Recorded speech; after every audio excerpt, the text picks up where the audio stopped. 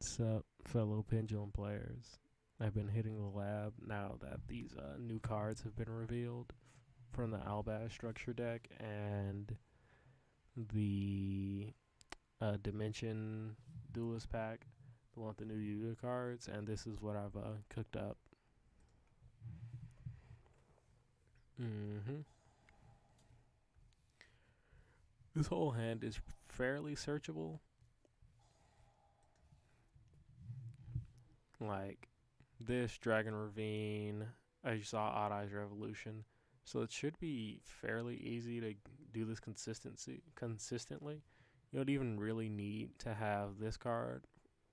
I just like having as low a pendulum scale I can along with my high scale so I can potentially summon out level ones. I do have one level one in the deck, the new Odd Eyes Valet. He's uh he's pretty decent. He allows me to make the new DDD monster because he can copy the level of any monster he sends to the grave. So you copy Butler's effect, he destroys the pendulum scale, he gets out on the field, and then you have two level fives, and then you can go from him to him. You get two disruptions. Alright, I digress.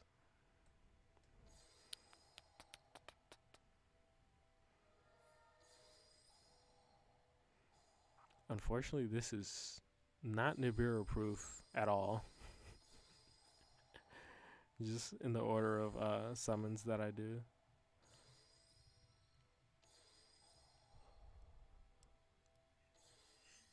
And the number.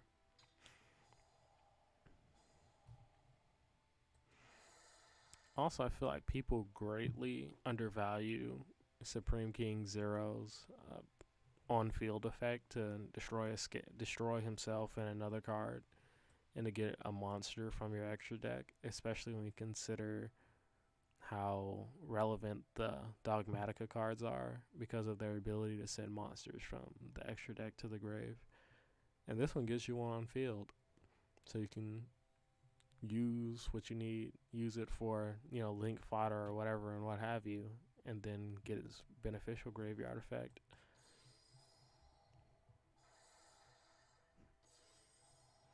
So yeah, I use it as fodder to make the Praetor Plant fusion monster, the negator.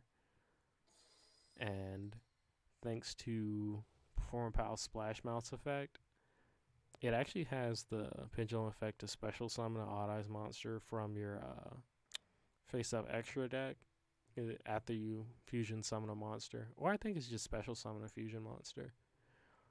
And I did that to get back my level 8 Odd Eyes Dissolver so I can fusion summon for a Vortex Dragon.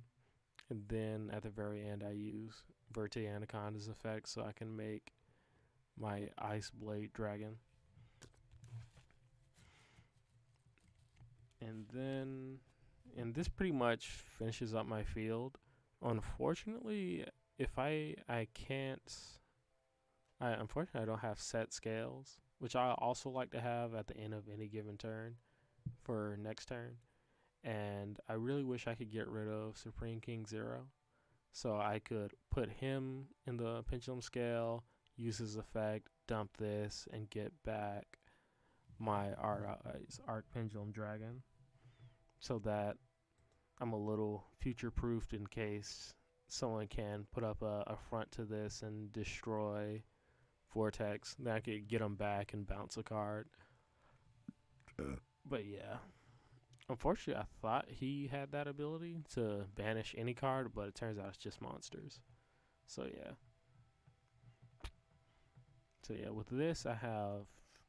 This is kind of interchangeable because the equip monster can be, well, at least the good ones. You can get the monster negate like this, the spell negate, or the trap negate. So this is two monster negates, one omni negate, one disruption, one spell negate, one monster negate.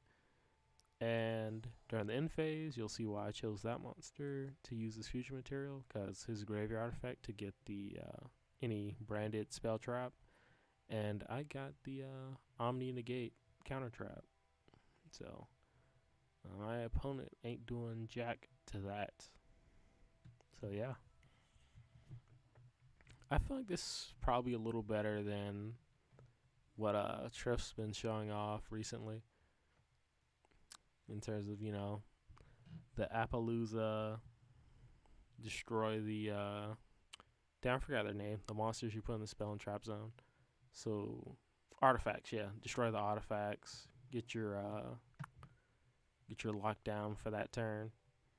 Yeah, I feel like I've also been just seeing that a lot between Dual Evolution and I think his name is Exodia the Duelist. A lot of those other replay channels. And this is a little different.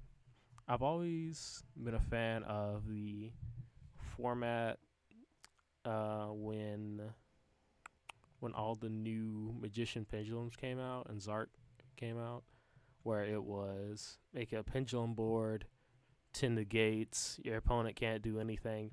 That was when I had the most fun playing Yu-Gi-Oh! That incredibly impressive format, at least for my opponent.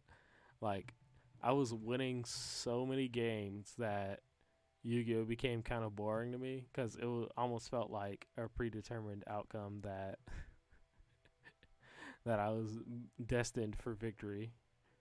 But yeah, and I feel like this kind of is a return to form in a sense, kind of how I like to play. So yeah, granted, I'll show you the deck itself.